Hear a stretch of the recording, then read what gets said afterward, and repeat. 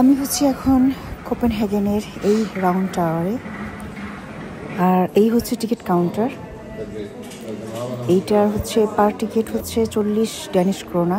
Round টাওয়ারে এই প্রথমেই হচ্ছে এই চার্চ, তারপরে এই পুরো রাউন্ড টাওয়ারের কোনো সিঁড়ি কিন্তু নেই, এভাবেই কিন্তু হাঁটতে হাঁটতে উপরে যাওয়া লাগবে।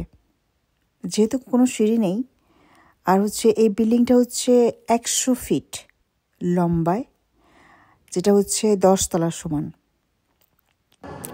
তো আমরা এখানে ওয়েট করছি, কারণ সিঁড়িটা হচ্ছে খুবই ন্যারো, শুধুমাত্র হয় যেতে পারবে এক পার্টি, আদারওয়াইজ নামতে পারবে এক পার্টি। এবার আপনারা দেখবেন এই সিঁড়িটা এত ন্যারো। আমি এখন ধরে ধরে সিঁড়ি দিয়ে উঠলাম এইখানে। এইটা হচ্ছে মেইনলি রাউন্ড টাওয়ার, যেটা নাকি দেখার জন্য অনেক অনেক মানুষ অনেক অনেক দূর দূরান্ত থেকে আসে, টিকিট কেটে তারপরে ওঠে।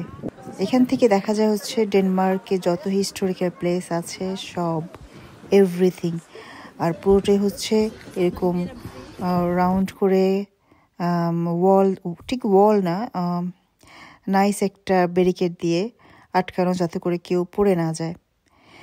আর সবচেয়ে বড় কথা হচ্ছে এই 10 তলা সমান এই বিল্ডিংটার পুরোটাই হচ্ছে রাউন্ড, কোনো সিঁড়ি নেই। শুধুমাত্র লাস্ট মোমেন্টে যখন আপনারা দেখছেন আমি উঠলাম উপরে, সেটি হচ্ছে শুধুমাত্র একটুখানি সিঁড়ি। তো এই হচ্ছে এটার অবস্থা। দূরে থেকে অনেক কিছু দেখা যায়, এই যে হচ্ছে সব হিস্টোরিক্যাল নাইস ভিউ।